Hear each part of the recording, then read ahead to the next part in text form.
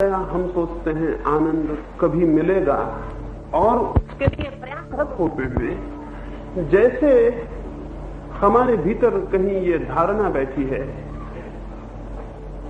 कि आनंद को कहीं हमें उपलब्ध करना है, कहीं जाके पाना है।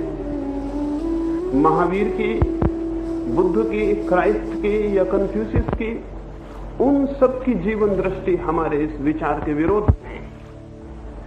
उनका जानना ऐसा है कि आनंद अभी और यही आविष्कृत हो सकता है।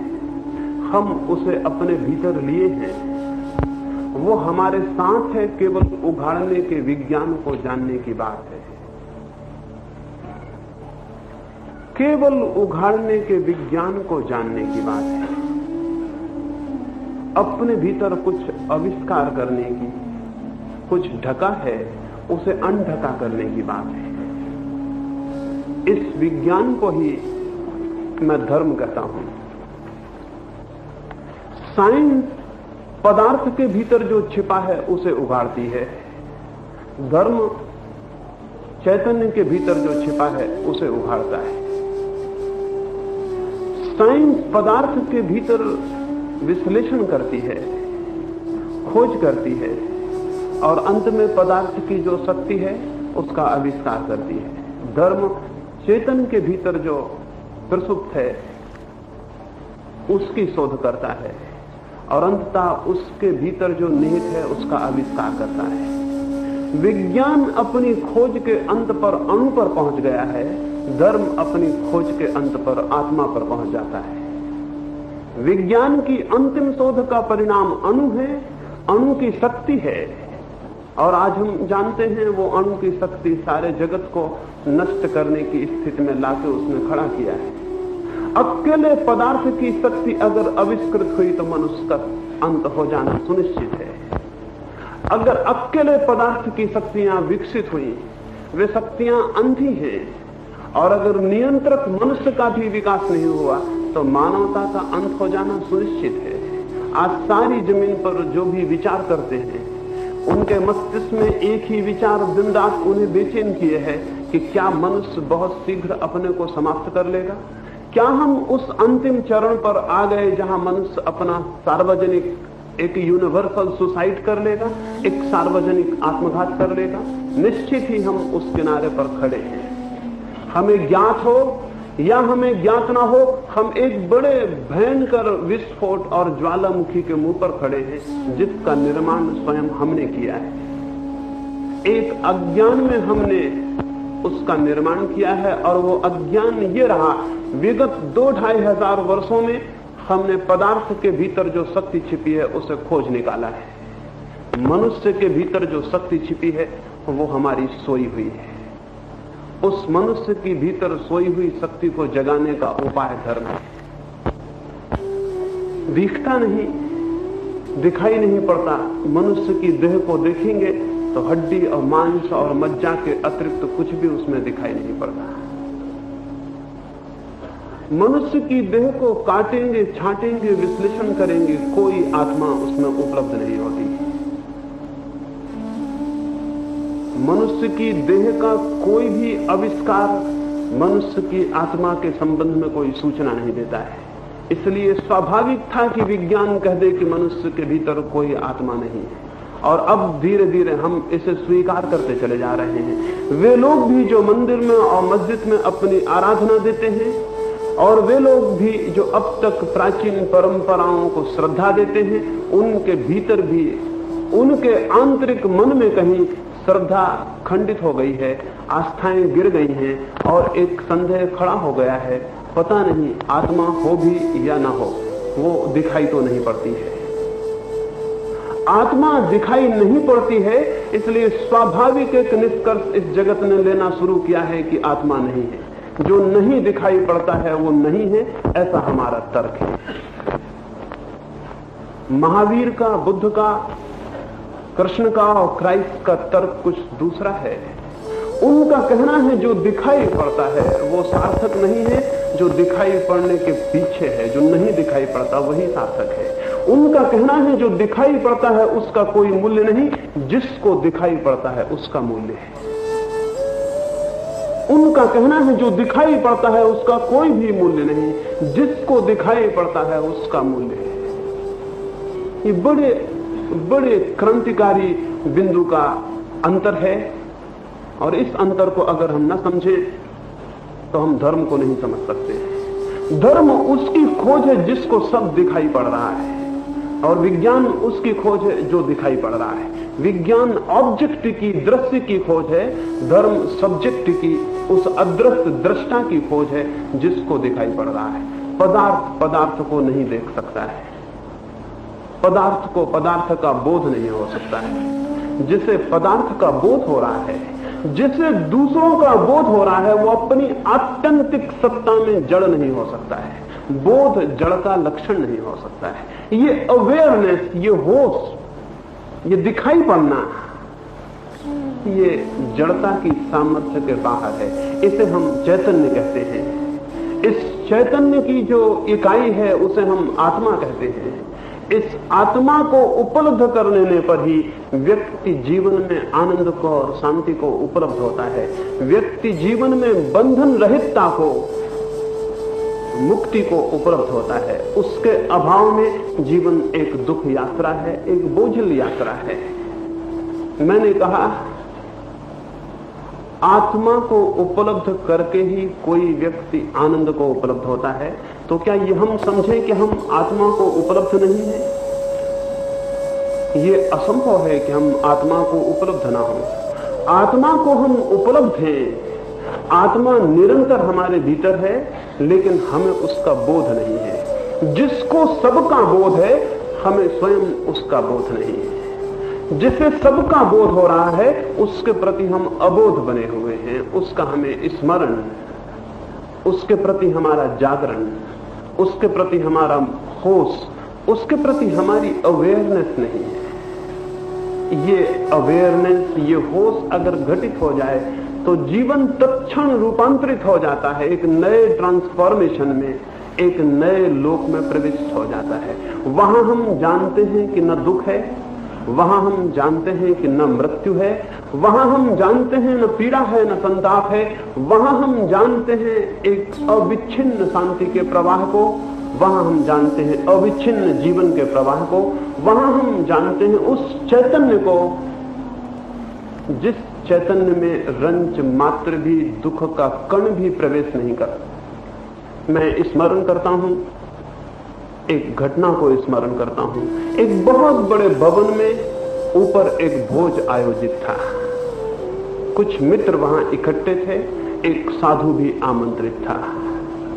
वे भोजन में संलग्न थे और चर्चा में संलग्न थे, और भूकंप आया। अभी यहां भूकंप आ जाए तो मेरा आपको स्मरण भूल जाएगा, पड़ोसी का स्मरण भूल जाएगा, यहां क्या हो रहा है उसका स्मरण भूल जाएगा। एक ही स्मरण रह जाएगा, अपने को बचा लेने का। आप भागेंगे, शायद आप होश में भी नहीं भागेंगे, शायद भागना भी बेहोशी और मूर्छा में होगा। शायद भागते वक्त, भागना शुरू करने के बाद आपको ज्ञात होगा कि आप बैठे थे थोड़ी देर पहले और अब भाग रहे हैं। भागने के पहले स्मरण से भी आप ना भागेंगे, भागने के बीच में कहीं आपको बोध आएगा कि अब आप भाग रहे हैं। वैसा ही हुआ। वो भूकंप आया, वो भवन कपा, लोग भागे। वे उस साधु की चर्चा को भूल गए जिससे बात होती थी। वहां सीढ़ियों पर भीड़ हो गई, छोटी सीढ़ियां, बहुत लोग। वो जो मेजबान था, जिसने आमंत्रण दिया था, वो जो अतिथि था, उसने लौट के देखा कि मित्र साधु का क्या हुआ, अतिथि का क्या हुआ। वो देख के हैरान हुआ। वो साधु आंख बंद किए अपनी ही जगह पर बैठा है, और उसके चेहरे पर भूकंप का कोई भी प्रभाव नहीं, उसके चेहरे पर कोई रेखा भी नहीं। वो बहुत घबराया। उसके मन में हुआ कि आज इस व्यक्ति के पास रुक जाना बड़ा आवश्यक है।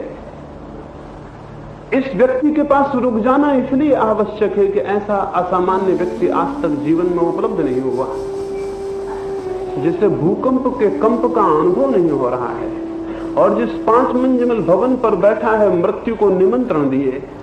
उसके पास रुक जाना उसे जरूरी लगा। वो रुक गया। कोई मिनट 1.5 मिनट के बाद भूकंप समाप्त हुआ, नगर में बहुत भवन गिर गए हैं, नगर में बहुत कोलाहल है, उस मकान के भी कुछ हिस्से गिर गए हैं, सब अस्त व्यस्त हो गया है।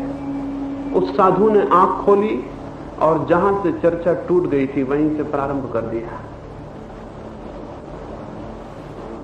उसके मेजबान ने कहा कि मैं हैरान हूं, आपको चर्चा का स्मरण है कि कहां टूट गई थी?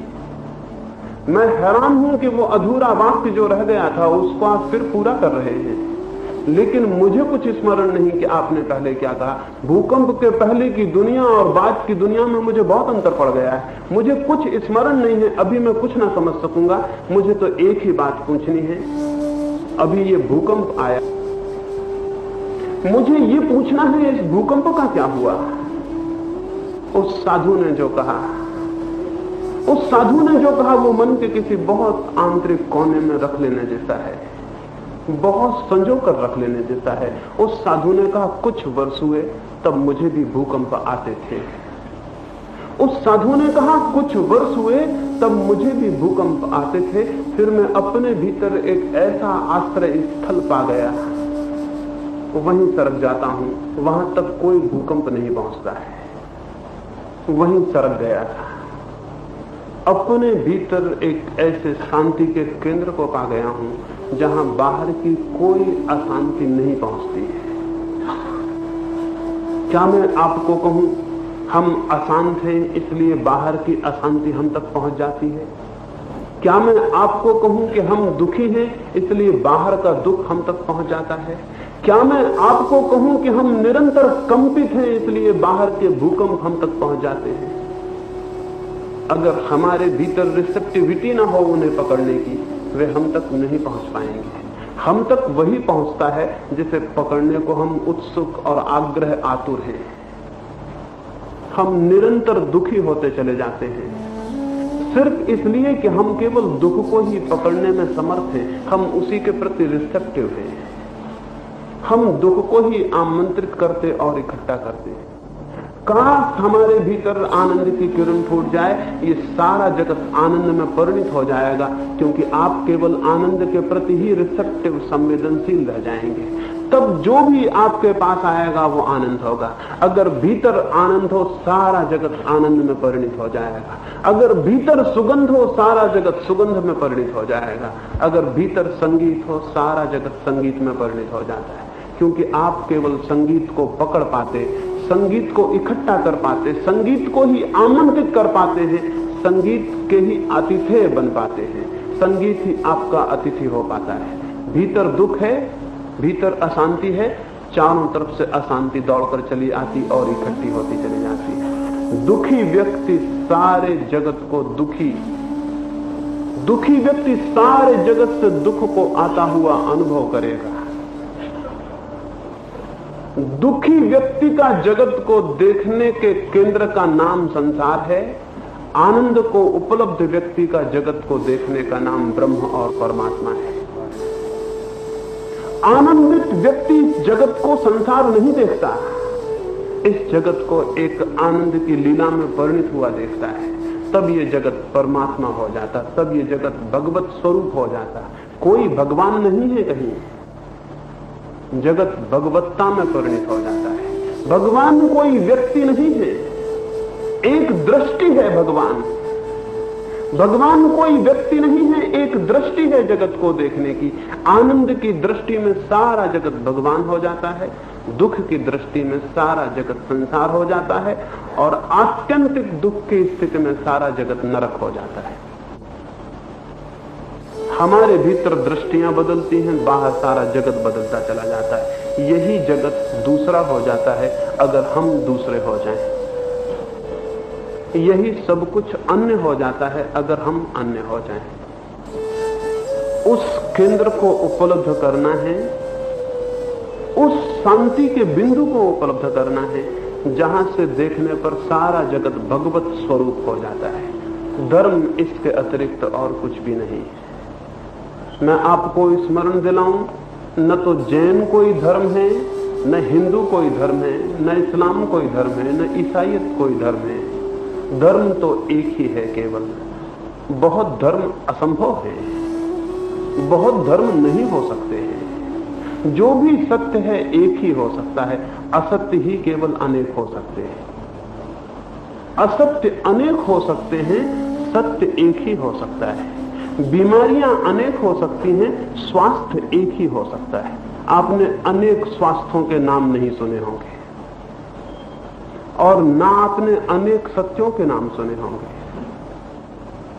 विकृतियां अनेक हो सकती हैं, संस्कृति एक ही हो सकती है। विकार मात्र अनेक हो सकते हैं।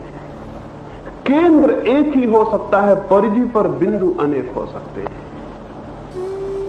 सत्य एक है, धर्म एक है, उसका कोई नाम नहीं है। और जिस धर्म के साथ नाम हो, शक हो जाना काफी है कि जितना वो नाम बजनी होगा उतना ही धर्म भीतर कम हो जाएगा। जितना विशेषण भारी और बोझिल होगा, धर्म भीतर उतना ही कम हो जाएगा। जितना विशेषण और नाम शून्य और खाली होगा, उतना ही भीतर धर्म ज्यादा हो जाएगा।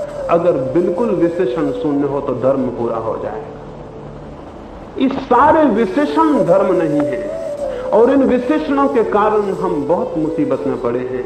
और मनुष्य के जीवन में, मनुष्य के इतिहास में इन विशेषणों ने, इन संप्रदायों ने, इन नामों ने जितनी पीड़ा पहुंचाई है, न तो राजनीति ने पहुंचाई है, न अत्याचारियों ने पहुंचाई है, न पापियों ने पहुंचाई है, न दुष्टों ने पहुंचाई है, न हिंसकों ने पहुंचाई है। इस जगत को जितनी पीड़ा तथाकथित धार्मिक लोगों ने धर्म के नाम पर चलाए हुए प्रचलित संप्रदायों ने पहुंचाई है, उतना किसी और ने नहीं पहुंचाई है। मनुष्य को मनुष्य तोड़ देने में जितने संप्रदाय और नाम कारगर हो गए हैं, उतना और कोई चीज कारगर नहीं हुई है। मनुष्य और मनुष्य के बीच और कोई दीवार नहीं है सिवाय विशेषणों के। और मैं आपको कहूं, जो मनुष्य को मनुष्य से तोड़ दे, वो मनुष्य को स्वयं से जोड़ने में समर्थ नहीं हो सकता है।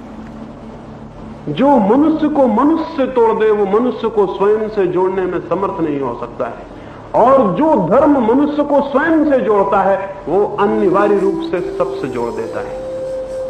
स्वयं से जो जुड़ गया वो सबसे जुड़ गया, क्योंकि वहां स्वयं के तल पर कोई भेद नहीं है। वहां एक ही समान ज्योतियां प्रकाशित हैं, वहां एक ही ज्योति का प्रकाश, एक ही चैतन्य का स्पंदन चल रहा है।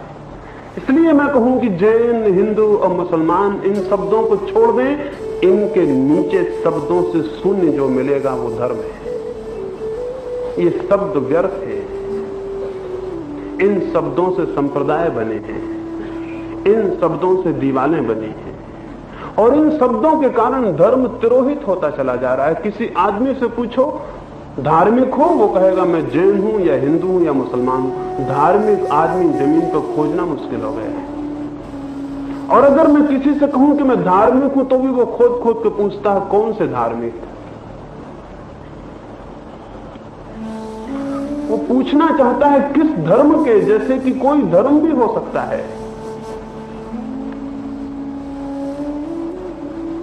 मुझे महावीर जैन नहीं मालूम होते, और क्राइस्ट क्रिश्चियन नहीं मालूम होते, और कृष्ण मुझे हिंदू नहीं मालूम होते। अगर ये कुछ भी हैं तो ये सारे लोग एक ही धर्म के हिस्से हैं और एक ही धर्म की अभिव्यक्तियां हैं। और काश हमारी आंखों से नामों का जाल गिर जाए तो हम कितने समृद्ध हो जाएंगे। तब सारे सत्पुरुषों की परंपरा हमारी होगी। अभी तो विभक्त परंपराएं, कोई किसी की है, कोई किसी की है। तब महावीर ही हमारे नहीं होंगे, तब क्राइस्ट और कृष्ण और कन्फ्यूशियस भी हमारे होंगे। तब मनुष्य की सारी परंपरा प्रत्येक मनुष्य की अपनी होगी। तब प्रत्येक मनुष्य को सारा अतीत के मनुष्य का इतिहास उसका अपना होगा।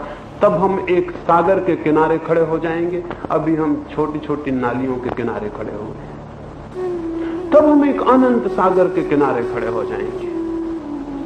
धर्म एक ही है, एक अनंत सागर की भांति, और संप्रदाय उस पर बने छोटे छोटे घाटों की तरह हैं। जो घाटों को सागर समझ लेगा वो गलती नहीं। घाट बिल्कुल सागर नहीं है, घाट की सीढ़ियां बिल्कुल सागर नहीं है। घाट की सीढ़ियां उपयोगी जरूर है, वे सागर तक पहुंचा सकती हैं, लेकिन घाट की सीढ़ियां सागर तक जाने से रोक भी सकती हैं। जो पहुंचा सकता है वो रोक भी सकता है।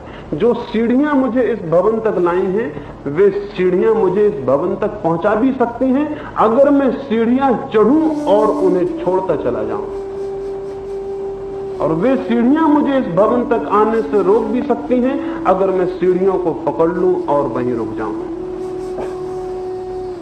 संप्रदाय पकड़ लिए जाएं, धर्म के दुश्मन हो जाते हैं। संप्रदाय छोड़ दिए जाएं, धर्म की सीढ़ियां हो जाते हैं। वे ही सीढ़ियां रुकावट के पत्थर बन सकती हैं, वे ही पत्थर चढ़ने के लिए सीढ़ियां बन सकते हैं। संप्रदाय जोर से पकड़े गए हैं, इसलिए धर्म जमीन पर तिरोहित होता चला जा रहा है। संप्रदायों को छोड़ देना होगा ताकि धर्म वापस पुनर्स्थापित हो सके। जैन को कहना होगा मैं जैन नहीं हूं, धार्मिक हूं। हिंदू को कहना होगा मैं हिंदू नहीं हूं, धार्मिक हूं।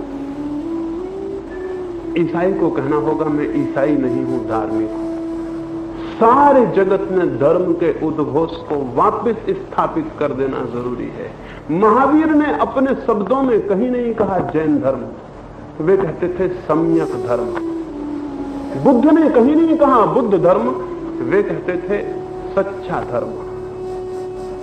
क्राइस्ट ने कहीं नहीं कहा क्रिश्चियन धर्म, कृष्ण ने कहीं नहीं कहा हिंदू धर्म। आज तक जगत में जो भी सत्य को उपलब्ध हुए हैं उन्होंने धर्म को कोई नाम नहीं दिया। उन्होंने दो ही धाराएं मानी हैं, एक अधर्म की धारा है, एक धर्म की धारा है। आप हैरान होंगे, अधर्म की अनेक धाराएं आपने देखी कि ये फला नाम का अधार्मिक है, ये फला नाम का अधार्मिक है, ये फला नाम का अधार्मिक है। अधर्म की एक ही धारा है, लेकिन धर्म की अनेक धाराएं कैसे हो सकती हैं? अगर अधार्मिक एक ही तरह का होता है सारी जमीन पर, तो धार्मिक को भी एक ही तरह का होना पड़ेगा, तो अधर्म नष्ट हो सकता है। अधार्मिक संगठित है, धार्मिक असंगठित है, ये पराजय का धर्म के कारण है। अधार्मिक एक है, धार्मिक अनेक है, ये धर्म के निरंतर तिरोहित होते जाने का कारण है। अगर वापस जमीन पर धर्म की उद्घोषणा देनी है तो स्मरण और साहस करना होगा इस बात का कि संप्रदाय की सीढ़ियों को छोड़ने की हम हिम्मत करें और सागर को आमंत्रित करें जिसका कोई कूल किनारा नहीं, जो घाटों में और रास्तों में सीमित नहीं है। उस असीम की तरफ ले जाने का द्वार, उस असीम तक पहुंचने का मार्ग किसी दूसरे से होकर नहीं जाता है। महावीर ने एक अद्भुत बात कही है। उन्होंने कहा है जो मेरी शरण पकड़ेगा वो स्वयं तक नहीं पहुंच सकेगा, जो मेरी शरण पकड़ेगा वो सत्य तक नहीं पहुंच सकेगा। सत्य का कोई दरवाजा दूसरे से होकर नहीं जाता है, स्वयं से होकर जाता है। स्वाभाविक भी है, आप मेरे कितने ही निकट हो, मेरे बहुत निकट नहीं हो सकते, मुझसे दूर बने ही रहेंगे। मैं आपको बिल्कुल आलिंगन में भी ले लूं तब भी आप मुझसे दूर बने रहेंगे, और वो फासला इतना ज्यादा है कि वो पूरा नहीं हो सकता। इस जगत में मेरे अतिरिक्त मेरे करीब कोई भी नहीं हो सकता है। मैं लाख उपाय करूं, लाख चेष्टाएं करूं, लाख प्रेम करूं, मोह करूं, आसक्ति करूं, करीब ले लूं, आखिर में पाऊंगा मेरे और आपके बीच बहुत फासला है, हम दूर ही खड़े हैं। दो बिंदु इस जगत में इतने निकट नहीं आ सकते कि निकट हो जाएं, उनके फासले अनंत हैं और अनंत ही बने रहेंगे। फासले कम हो जाएं, दूरी कम नहीं हो सकती। मेरी बात समझ रहे हैं आप? फासले कम हो जाएं, इन दो हाथों के बीच फासला ज्यादा है, अब कम हो गया, लेकिन दूरी कम नहीं, दूरी है, दूरी मौजूद है। ये हाथ मेरे बिल्कुल करीब आ गए तब भी दूरी मौजूद है। सिर्फ एक ही बिंदु है जिससे मैं दूर नहीं हूं, वो कहीं मेरे भीतर है, वो कहीं मैं हूं। सत्य को जिसे जानना है, स्वाभाविक है कि निकट पर ही पहली पकड़ और पहुंच करनी होगी। जो निकट को नहीं जानता वो दूर को कैसे जान सकेगा? जो निकट से परिचित नहीं है वो दूर से परिचित कैसे हो सकेगा? जो स्वयं से अपरिचित है वो सर्व को जानने चले नासमझ है, अज्ञानी है। सत्य का द्वार स्वयं से होकर जाएगा और कोई रास्ता नहीं है। कोई रास्ता कभी नहीं था और कभी नहीं हो सकेगा। सबसे पहली चोट, सबसे पहली दस्तक मुझे अपने पे देनी होगी, सबसे पहले मुझे अपने द्वार खटखटाने होंगे। लेकिन हम ऐसे हैं कुछ, हम सारी जमीन के दरवाजों को खटखटाएंगे और हम सारे जमीन के मकानों की सीढ़ियों को चढ़ाएंगे और एक मकान को अछूता छोड़ देंगे जो कि अपना है।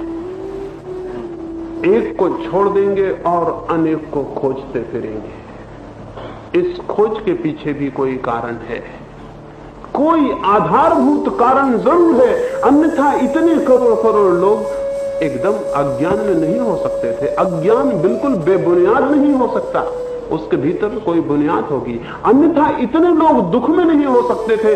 जबकि सारे तीर्थंकर, सारे अवतार, सारे ईश्वर पुत्र, सारे पैगंबर कहते हो कि आनंद का राज तुम्हारे भीतर है, जबकि सारे मनीषी चिल्लाते हो कि आनंद का राज तुम्हारे भीतर है, तो कितनी अजीब सी बात है, इतने लोग दुख में और पीड़ा में और अज्ञान में कैसे हैं? अगर संख्याओं से ही तय किया जाए तो हम ही ठीक निकलेंगे, महावीर बुद्ध गलत हो जाएंगे, उनकी संख्या बहुत कम है। अगर निर्णायक बहुमत हो तो हम ही ठीक निकलेंगे, महावीर बुद्ध और कृष्ण क्राइस्ट सब गलत हो जाएंगे, उनकी संख्या बहुत अल्प है। ये हो सकता है कि वो भ्रम में हो क्योंकि थोड़े से लोग हैं, ये बिल्कुल मुश्किल मालूम होता है कि अरबों लोग भ्रम में हो। भ्रम की घटना थोड़े से लोगों पर घट सकती है, इतने लोगों पर। लेकिन ये बड़ी हैरानी की बात है, हम उनको तो सत्य में मानते हैं और अपने को भ्रम में मानते हैं। तो इस भ्रम के पीछे जरूर कोई बहुत गहरा आधार होना चाहिए। आधार है, और उस आधार को हम न समझ लें तो स्वयं तक पहुंचना नहीं हो सकता। वो आधार ये है, बहुत संक्षिप्त में वो आधार एक छोटी सी कहानी से आपको कहूं। एक अंधेरी रात आने के करीब है, सांझ हो गई, सूरज ढलने को है, और एक बूढ़ी स्त्री घर के भीतर अपना कपड़ा सीती है। सूरज ढलने लगा और उसकी सुई गिर गई और खो गई। सूरज ढल गया बाहर, उसके कमरे के भीतर अंधेरा उतरने लगा। सुई छोटी, स्त्री बूढ़ी, आंखें उसकी कमजोर, ढूंढना मुश्किल, वो ढूंढती हुई बाहर की दहलान में आ गई। वहां थोड़ी रोशनी थी, भीतर के कमरे में अंधेरा घना हो गया। वो खोजती हुई सुई को बाहर की दहलान में आ गई। वहां अभी ढलते सूरज की थोड़ी रोशनी थी, लेकिन जब तक वो दहलान में खोजे खोजे कि सूरज और ढल गया, अब तो बाहर दरवाजे के सड़क पर थोड़ी रोशनी थी। वो खोजती हुई सड़क पर आ गई। कोई करीब से युवक निकला, उसने पूछा क्या गुम गया, मैं सहायता करूं? उस स्त्री ने कहा सहायता करो तो बड़ी कृपा हो, मेरी आंखें कमजोर हैं और सुई गुम गई है। उस युवक ने थोड़ी देर खोजा, वहां कोई सुई दिखाई नहीं पड़ी। फिर उसने पूछा कि सुई छोटी चीज है, पहले ये बताने ठीक ठीक कि किस जगह गिरी तो शायद मिल भी जाए, इतना बड़ा रास्ता मैं कहां सुई को खोजूंगा। वो स्त्री बोली ये मत पूछो कि कहां गिरी, ये घाव मेरा मत छेड़ो, मेरे घर में दिया नहीं है। सुई गुमी तो भीतर है लेकिन वहां रोशनी नहीं। सुई गिरी तो भीतर है लेकिन वहां रोशनी नहीं है, और जहां रोशनी है वहां सुई गिरी नहीं। ये मेरी दुविधा है। ये मत पूछो कि सुई कहां गिरी, तुम तो खोज दो, मिल जाए तो ठीक। वो युवक बोला आप पागल हैं, सुई जहां गुमी है वहीं मिल सकती है। प्रकाश जहां है वहां मिलने का कोई कारण नहीं है। वो स्त्री बहुत हंसने लगी। वो एक फकीर थी और वो कहने लगी लेकिन सब वहीं खोजते हैं जहां प्रकाश है, कोई वहां नहीं खोजता जहां गुमना हुआ है। सच ही हम सब वहां खोजते हैं जहां प्रकाश है, हम वहां नहीं खोजते जहां गुमना हुआ है। क्या कभी अपने से पूछा कि जिसे हम खोज रहे हैं उसे हमने खोया कहां है? खोज के पहले जो ये नहीं पूछ लेता कि हमने खोया कहां है, उससे ज्यादा नासमझ और कौन होगा। सारे जगत में मनुष्य अगर कुछ खोज रहा है तो आनंद को खोज रहा है। छोटे से कीड़े पतंगे से लेकर मनुष्य तक अगर कोई खोज चल रही है तो आनंद की चल रही है। कुछ भी आप खोज रहे हो अंततः आप आनंद खोज रहे हैं। पर कभी पूछा कि आनंद खोया कहां है? फिर आनंद को खोज रहे हैं जहां प्रकाश पड़ रहा है वहां। आंखें बाहर खुलती हैं मनुष्य की, भीतर नहीं खुलती। हाथ बाहर फैलते हैं, भीतर नहीं फैलते। कान बाहर सुनते हैं, भीतर नहीं सुनते। सारी इंद्रियों का प्रकाश बाहर पड़ता है। सारी इंद्रियां बहिर्मुखी हैं, अंतर्मुखी कोई इंद्रिय नहीं है। सारी इंद्रियों का प्रकाश बाहर पड़ने से जैसे ही हम पैदा हुए बाहर खोजना शुरू कर देते हैं। ये बाहर की खोज इस बुनियाद पर चल रही है कि सारे शरीर का द्वार बाहर खुलता है। इंद्रियां बाहर खुलती हैं, इसलिए हम बाहर खोज रहे हैं, लेकिन ये अपने से नहीं पूछते कि खोया कहां है। और आप कहेंगे ये भी तो हो सकता है कि हमने खोया ना हो, हम बिल्कुल नई चीज खोज रहे हो। ये भी तो कह सकते हैं कि हम बिल्कुल नई चीज खोज रहे हो, हमने खोया ना हो। ये बिल्कुल गलत है। आप उस चीज को कभी नहीं खोज सकते जिसका आपको स्मरण ना हो, जिसके आपके आंतरिक तल में कोई आकांक्षा और अनुभव ना हो। आप उसे कभी नहीं खोज सकते। खोजने का अर्थ है कि खोया है। खोजने का अर्थ है कि खोया है। आपने कभी सोचा तो नहीं कि हम आनंद को खोजें? इस जमीन पर, इस पूरे जगत में कोई कभी सोचता है कि मैंने आनंद को क्यों खोज रहा हूं? आनंद को बस हम खोज रहे हैं। आनंद हमारी सोच विचार का परिणाम नहीं है। आनंद की खोज, आनंद की खोज हमारे निसर्ग है, हमारा स्वभाव है। आनंद की खोज हमारे सोच विचार का परिणाम नहीं है। आपने सोच कर तय नहीं किया है कि मैं आनंद खोजूं, आप आनंद खोज रहे हैं। आपने पाया है कि आप आनंद खोज रहे हैं।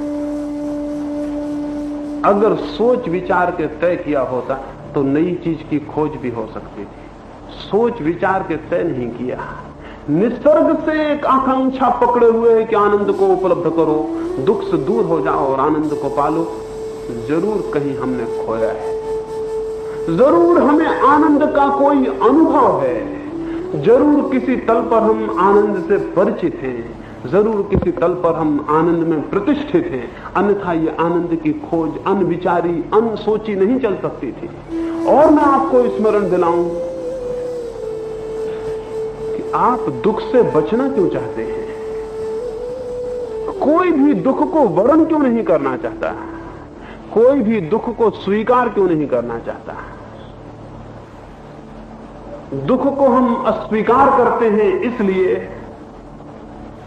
कि दुख हमारे भीतर से तालमेल नहीं खाता है, दुख हमारे भीतर से समन्वित नहीं होता है, दुख हमारे भीतर जाके संगीत नहीं विसंगीत उत्पन्न करता है। हम जैसे कुछ भीतर हैं, दुख उसका सजाती नहीं है। इसलिए दुख का विरोध है, दुख से हटना है, दुख से पलायन है, दुख से बचाव है, दुख से रक्षा है। और आनंद की खोज है। खोज उसकी होती है जो हमारे स्वरूप से मेल खाता हो। विरोध उसका होता है जो हमारे स्वरूप के विपरीत जाता हो। दुख स्वरूप के विपरीत जाता है, इसलिए हर एक बचना चाहता है। आनंद स्वरूप के अनुकूल आता है, इसलिए प्रत्येक उपलब्ध होना चाहता है।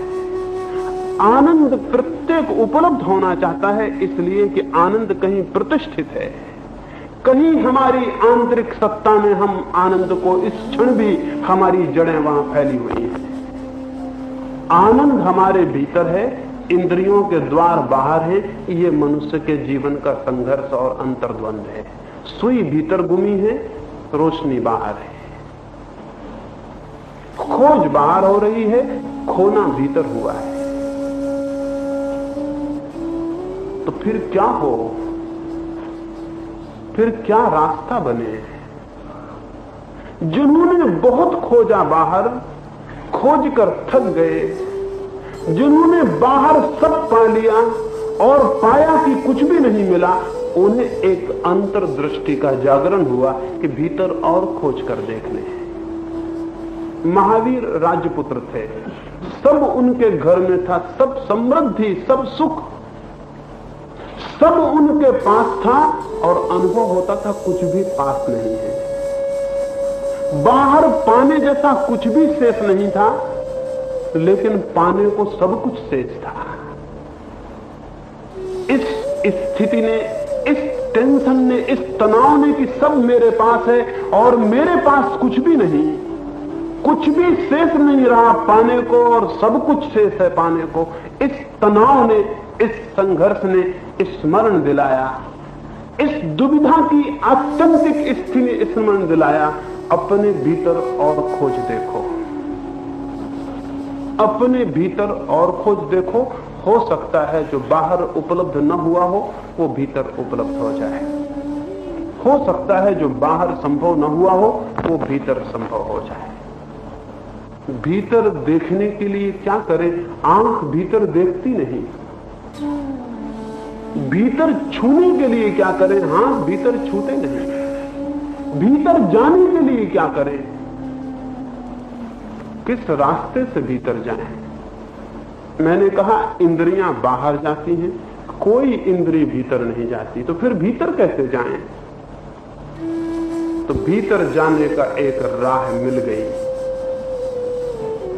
सब इंद्रियां बाहर जाती हैं, अगर कोई भी इंद्रिय कार्य ना कर रही हो, सब इंद्रियां निष्क्रिय हो, तो उस क्षण में आप भीतर हो जाएंगे।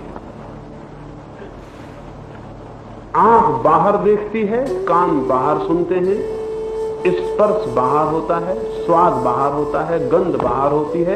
अगर ये पांचों इंद्रियां बिल्कुल जड़वत हों, उस घड़ी में आप कहां होंगे? बाहर जाने का तो द्वार नहीं मिलेगा, बाहर जाने का चैतन्य को द्वार नहीं मिलेगा। सारे द्वार बंद हैं, तब चैतन्य अपने में होगा, तब आप भीतर होंगे। भीतर जाने के लिए द्वार की जरूरत नहीं है, केवल बाहर न जाएं इतना ही काफी है।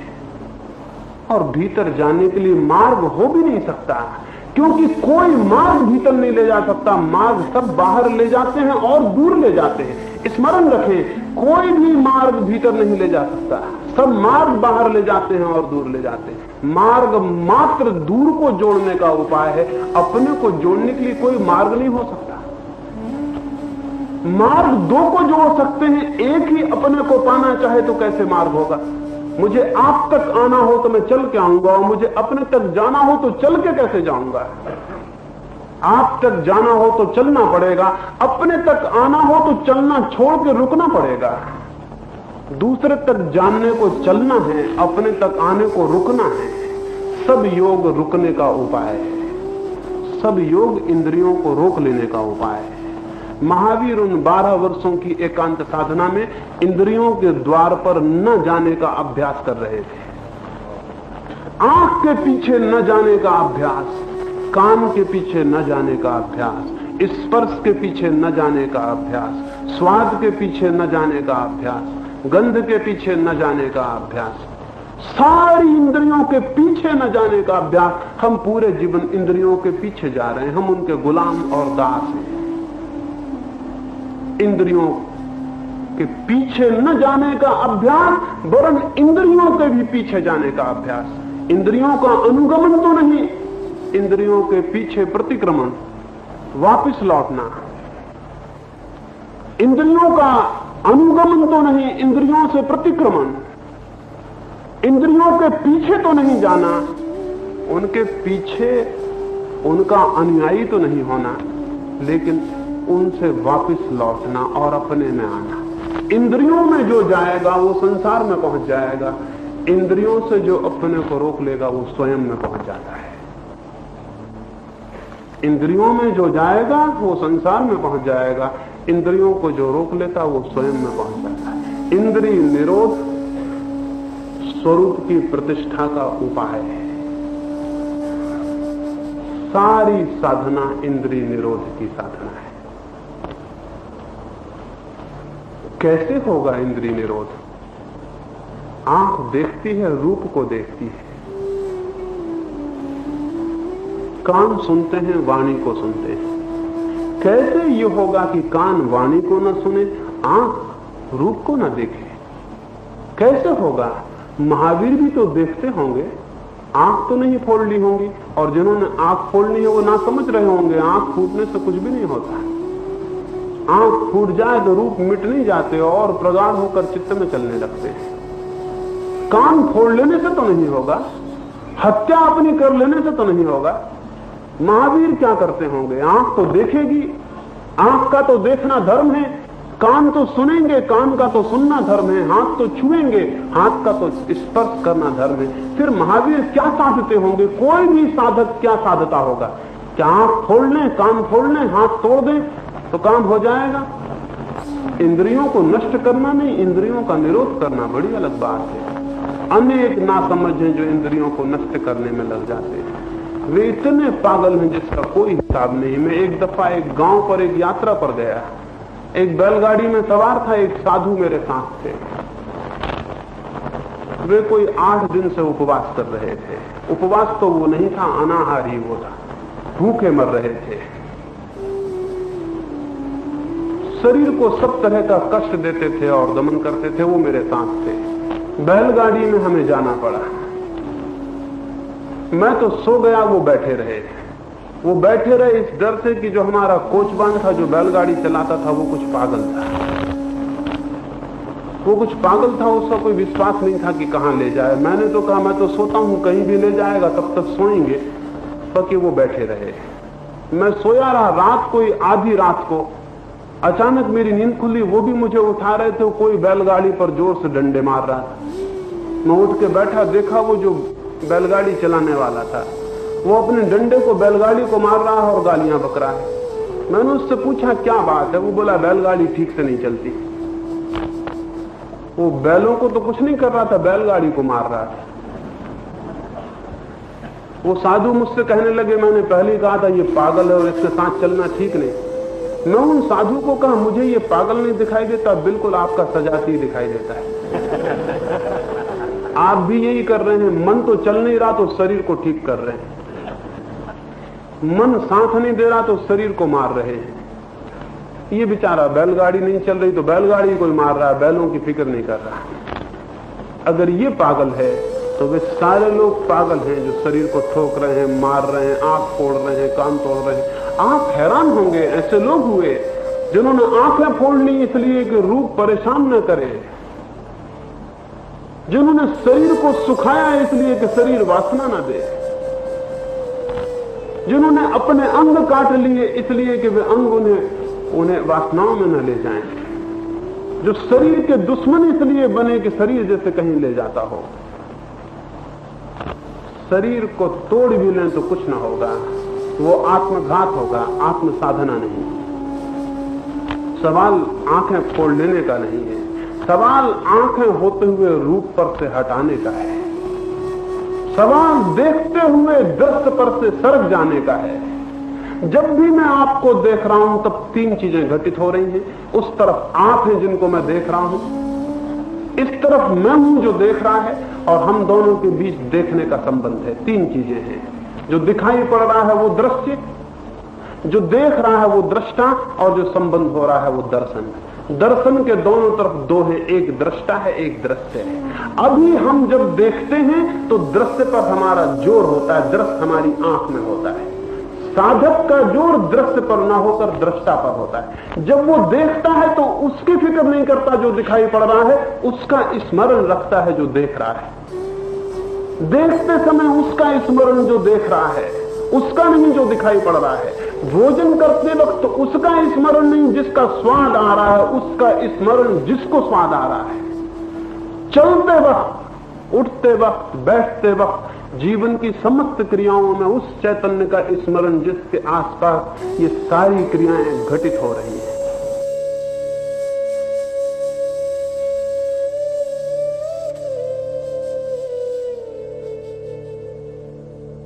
इनके निरंतर स्मरण को महावीर ने विवेक साधना कहा है। महावीर ने कहा है आयुष्मान विवेक से उठे, विवेक से बैठे, विवेक से सोए, विवेक से भोजन करे।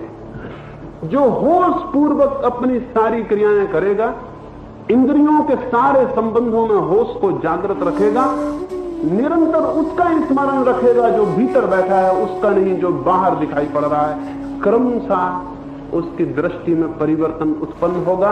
रूप की जगह वो दिखाई पड़ेगा जो रूप का देखने वाला है। सारी क्रियाओं के बीच उसका अनुभव होगा जो करता है। निरंतर के स्मरण, निरंतर की स्मृति, उठते बैठते सतत 24 घंटे की जागरूक साधना के माध्यम से व्यक्ति इंद्रियों के उपयोग के साथ भी इंद्रियों से मुक्त हो जाता है। दृश्य विलीन हो जाते हैं, दृष्टा का साक्षात शुरू हो जाता है। इंद्रियों का निरोध होता है, इंद्रियां रुकती हैं, उनका बहिर्गमन विलीन हो जाता, वे अंतर्गमन को उपलब्ध हो जाती है। इंद्रियों को मिटा नहीं देना, इंद्रियों को दृश्य से पर से मुक्त कर देना है। उस घड़ी में जब इंद्रियां पर से मुक्त हों, व्यक्ति स्वयं को जानता और अनुभव करता है। उस अतीन्द्रिय स्थिति में आत्मा का अनुभव होता है। इंद्रिय की स्थिति में केवल पदार्थ का अनुभव हो सकता है। इंद्रियां केवल पदार्थ को जान सकती हैं, इंद्रियां आत्मा को नहीं जान सकती हैं। क्योंकि सारा विज्ञान, सारी साइंस इंद्रियों की खोज पर निर्भर है, इसलिए उसका स्वाभाविक परिणाम है कि जगत में केवल मैटर है, माइंड नहीं है। जगत में केवल पदार्थ है, परमात्मा कुछ भी नहीं है। इंद्रियों के पीछे सरकना, इंद्रियों को दृश्य से, ऑब्जेक्ट से मुक्त करना, इतनी ही साधना है। इतनी साधना जिसके जीवन में प्रविष्ट हो, स्मरण पूर्वक जो अपने जीवन को इस भांति साधना में ढाले, एक दिन एक विस्फोट होगा उसके भीतर और वो उसको अनुभव कर पाएगा जो वो है। उसको जो वो है कोई दूसरा नहीं बता सकता है। उसको वो जो है कोई शास्त्र नहीं बता सकते। उसको वो जो है कोई तीर्थंकर भी जबरदस्ती उसे वहां तक नहीं पहुंचा सकता है। प्रत्येक को अपना मार्ग स्वयं स्वचेष्टा से, स्व साधना से पूरा करना होता है। और महावीर की क्रांति धार्मिक साधना में जो सबसे महत्वपूर्ण है वो यही है कि उन्होंने कहा कोई परमात्मा भी नहीं है जिसकी स्तुति और प्रार्थना तुम्हें अपने तक पहुंचा देगी और सत्य तक पहुंचा देगी। कोई परमात्मा नहीं है। महावीर की दृष्टि से परमात्मा का आविष्कार हमारे आलस्य का आविष्कार है। स्तुतियों और प्रार्थना और भक्ति का आविष्कार हमारे प्रमाद और आलस्य का आविष्कार है। हम बचना चाहते हैं खुद करने से, स्तुति करके निपट लेते हैं, सोचते हैं प्रभु सब कर देगा। हम नहीं करना चाहते कुछ, प्रभु पर सब टाल देते हैं। जो स्वयं कुछ नहीं करना चाहता, कोई प्रभु उसके लिए कुछ भी नहीं कर सकेगा। जीवन में जो भी महत्वपूर्ण है वो ट्रांसफरेबल नहीं है। उसे एक आदमी दूसरे को नहीं दे सकता। वो ट्रांसफरेबल कमोडिटी नहीं है। वो ऐसी वस्तु नहीं है कि मैं आपको दे दूं। जो भी दिया लिया जा सकता है उसकी 2 कौड़ी का मूल्य है। जो नहीं दिया लिया जा सकता वही अर्थपूर्ण है, वही जीवन में सार्थक है। न तो प्रेम हम एक दूसरे को ले दे सकते हैं, न प्रकाश, न ज्ञान, न आत्म अनुभूति ले दे सकते हैं। स्वयं ही पाना होगा, स्वयं ही खोजना होगा, अपने भीतर ही, अपनी चेष्टा से ही, सतत एकाकी चेष्टा से। स्मरण रखें, मैं कह रहा हूं सतत एकाकी चेष्टा से। इसलिए धर्म अत्यंत वैयक्तिक है। धर्म का कोई संबंध भीड़ भाड़ से नहीं है कि 10 आदमी मिलकर धार्मिक हो जाएं। 10 आदमी मिलकर धार्मिक होने का कोई संबंध नहीं है। एक ही आदमी को अपने साथ कुछ करना होगा, अकेले अपने साथ करना होगा। न कोई सहयोगी है, न कोई संगी है, न कोई साथी है। वहां यूनान में एक विचारक हुआ प्लेटिनस, उसने एक शब्द उपयोग किया है, flight of the alone to the alone. अकेले तक उड़ान, अकेले की अकेले तक उड़ान है। कोई संगी नहीं, कोई साथी नहीं, कोई सहयोगी नहीं, कोई नहीं। अकेले आपको प्रवेश करना होगा, अकेला होना होगा, तो आप उसको जान पाएंगे जो आप अकेले में हैं। अकेले होने का नाम समाधि है। जब आप बिल्कुल अकेले रह गए, आप ही रह गए और कोई भी नहीं है, केवल आप रह गए, उसी का नाम सामायिक है। जब न कोई मंत्र है, न तंत्र है, न कोई स्मरण है, न कोई विचार है, न कोई रूप है, न कोई गंध है, जहां इंद्रियों से उपलब्ध कुछ भी नहीं है, मात्र अकेले, सिर्फ सिंपल एंड प्योर एग्जिस्टेंस, वो अकेली आपकी सत्ता मात्र रह गई। वही एक विस्फोट है वही एक क्रांति है, वही एक बॉइलिंग पॉइंट, वही एक उत्ताप का बिंदु उपलब्ध होता है जहां आप मनुष्य नहीं रहते और परमात्मा से संयुक्त हो जाते हैं। ईश्वर करे प्रत्येक के जीवन में उत्ताप का वो बिंदु आए कि वो परमात्मा से संयुक्त हो जाए। वह संयोग ही कृतार्थता, आनंद, अनुभूति, प्रेम और शांति से व्यक्ति को भर देता है। उस अनुभव के बाद ही जीवन में सारे फूल खिलते हैं, अहिंसा के, सत्य के, ब्रह्मचर्य के। ये साधे नहीं जाते, आत्मा का अनुभव हो ये अपने आप खिल जाते हैं। कोई फूल साधा नहीं जाता है, कोई फूल पौधों से निकाले नहीं जाते। आत्मा भीतर बोध से भर जाए, सारा जीवन सदाचार से भर जाता है। नीति धर्म का परिणाम सदाचार, सद अनुभव का परिणाम। ईश्वर तेरे परमात्मा से आप संबंधित, ताकि आपके जीवन के सारे बाह्य रूपों में परमात्मा संबंधित हो जाए। उस घड़ी को, उस आनंद की घड़ी को कोई शब्द नहीं कि कह सकूं, कोई ध्वनि नहीं कि उसे आप तक विस्तारित कर सकूं, कोई इशारा नहीं कि आपको उस तरफ इंगित कर सकूं। कोई रास्ता नहीं, कोई रास्ता नहीं। इसलिए धर्म आज तक कहा नहीं जा सकता है। सब शास्त्र कहकर असमर्थ हो, सब साधु, सब संत कहकर अनुभव हुए हैं कि जन्नत असल में जो भी निशब्द में और मौन में उपलब्ध होता हो, जो भी वाणी के ऊपर उपलब्ध होता हो, उसे वाणी में डालने इतनी देर फिर भी मैं कहा, और इतने अनंत वर्षों से इतने लोगों ने कहा है, बहुत अजीब सा लगेगा। अगर धर्म कहा नहीं जा सकता तो फिर कहा क्या जा सकता? धर्म तो नहीं कहा जा सकता, सत्य तो नहीं कहा जा सकता, लेकिन अगर भीतर आपके वो अनुभव की किरण फूटी हो तो उसकी प्यास को संवेदित किया जा सकता है, उसकी प्यास को विस्तृत किया जा सकता है, प्यास को संक्रामक किया जा सकता है। इतनी देर मैंने जो कहा उसमें सत्य कुछ भी नहीं है सिवाय इसके कि अगर आप में थोड़ी सी प्यास उसको जानने की पैदा हो जाए।